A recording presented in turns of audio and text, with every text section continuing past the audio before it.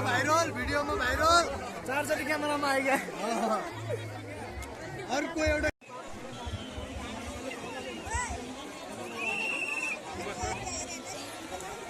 बदाम मोटा बदाम जल्फी खाने जल्फी